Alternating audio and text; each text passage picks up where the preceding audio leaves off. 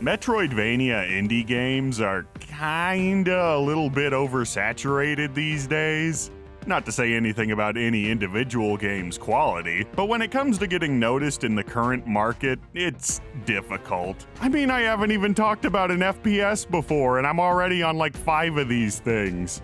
There are so many of these, in fact, that you could make a compelling argument that indie games as a whole are really just an elaborate spiritual successor to Super Metroid. Yeah, get out of that trench coat, Axiom Verge. You're not fooling anybody.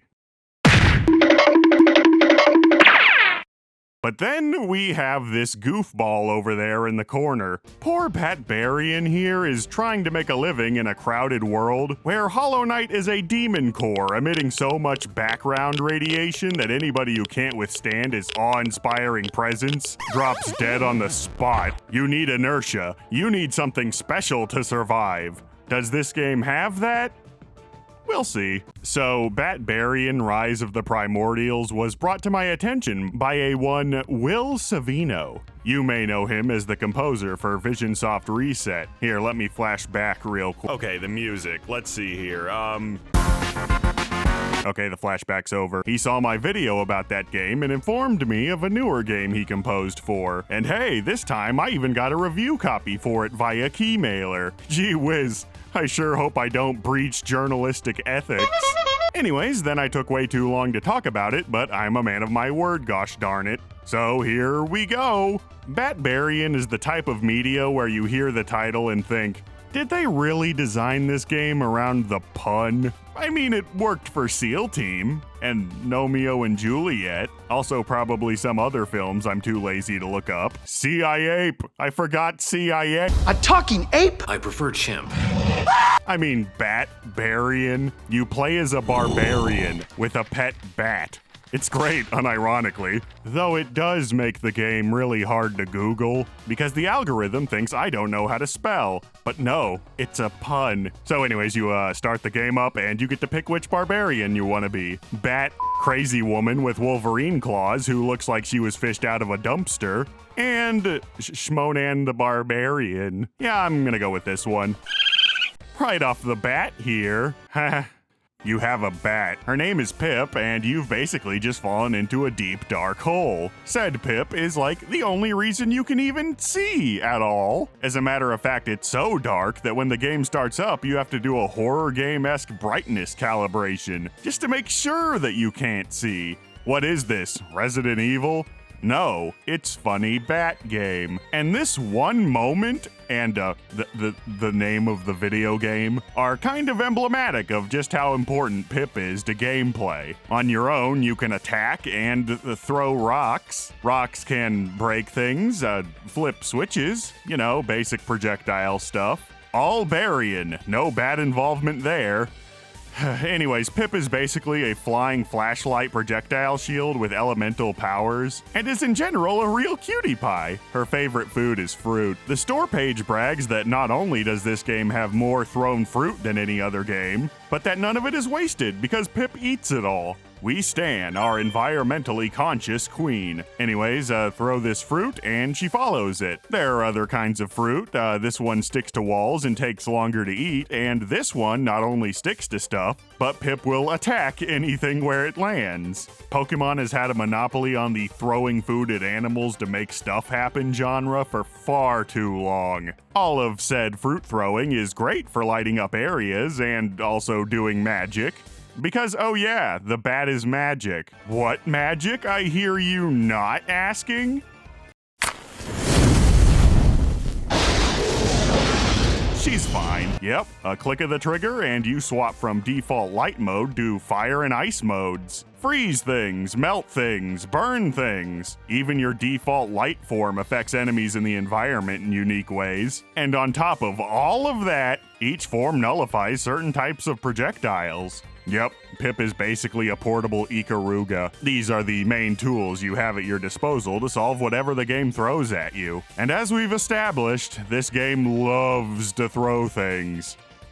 Batbarian is puzzle-focused at its core, with a heaping helping of combat, exploration, and platforming to accompany it. With Pip being the keystone to basically everything, your character can jump around and fight in combat, of course. But being a puzzle game, your movement is limited and your attack range is short.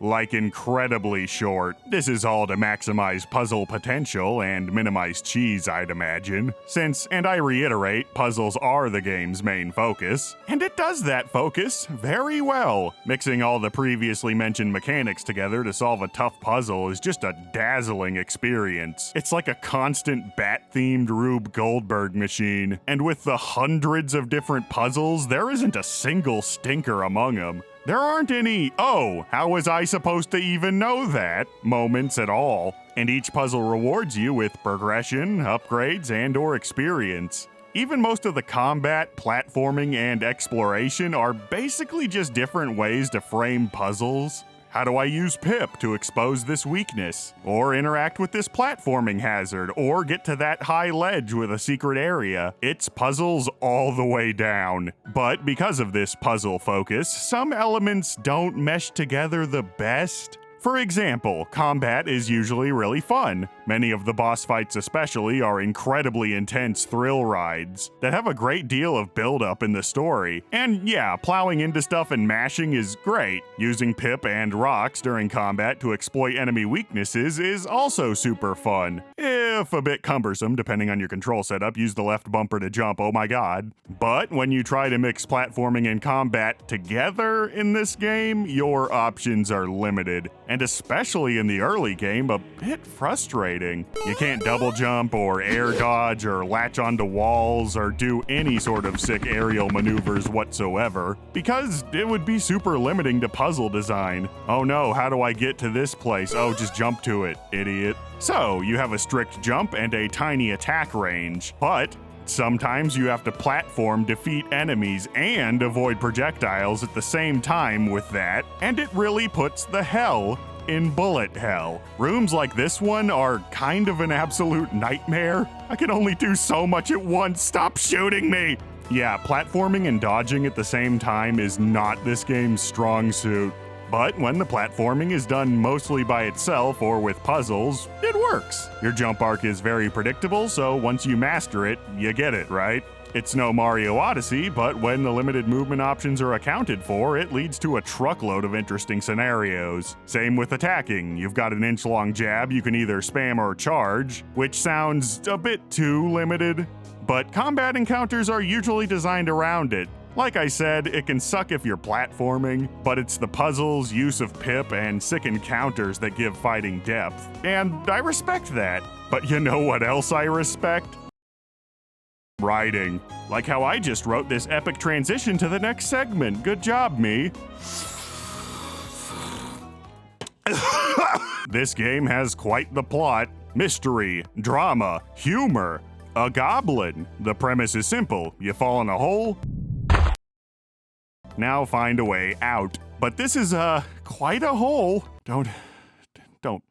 Just don't.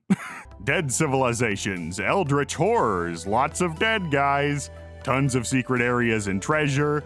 There's like an entire mythical palace at one point. This game is very well written, from the overarching mystery to the humor. The whole thing is set up as a story being told in past tense, so even the death screens are great. It's like, yeah, that's what would have happened if I didn't find its weak point in time. You sly dogs. That storytelling flavor, a hint system, contextually actually makes sense, and is really funny. The only way this game's writing could get any better is if they dunked on Oh hey, speaking of theft, you've also got companions. Now right off the bat, this is no Paper Mario. Gameplay-wise, honestly, they're nothing special. Just a bit of extra damage if you need it. And they don't affect puzzles, like, at all. And also, really only one of them sticks around and has the capability of human speech. So, it's basically just the one guy, but I love that one guy. Oh, who am I kidding? I love you too, Rower.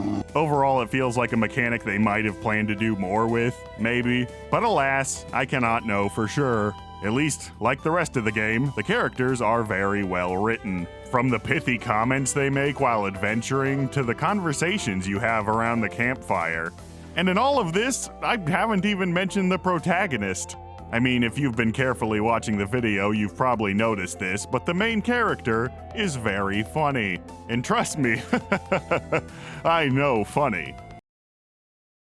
In a good way, too. I mean, you can pick your own dialogue options, and there's more depth to the character than you might think at first. All of this is, of course, accentuated by the aesthetics, and holy cow, this game looks great.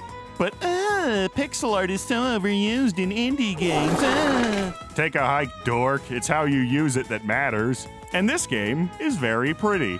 It does HD special effects over a gorgeously detailed pixel art style, and honestly, I love it. Sure, the whole thing is grid-based, but not every game can be Hollow Knight. With a world this big that's so puzzle-focused, it makes sense to go that route. Plus, they often disguise that fact pretty well with visual flourishes here and there. Quite a few unique set pieces as well. You know, talking about all these aesthetics kind of makes me think there's some other aspect of the game that I've hinted at, but I can't quite remember what it was. Okay, so I said in the beginning of this video I may be biased here, but I mean, listen to this.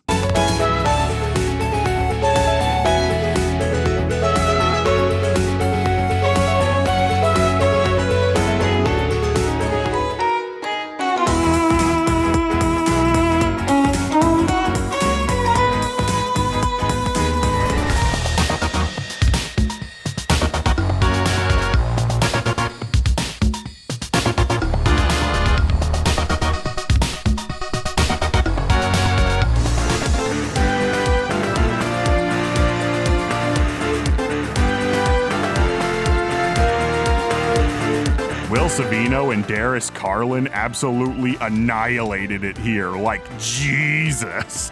And really, that's the whole game for me. Jesus. Wait, I mean they absolutely annihilated it, like the Romans. With some caveats.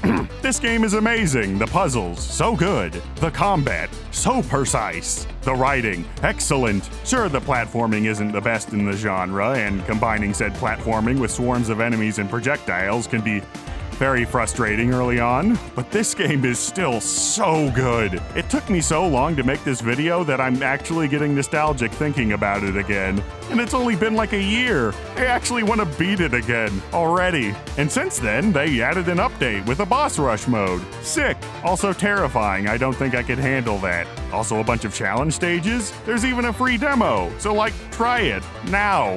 Do it. Do it. Do it. Do it.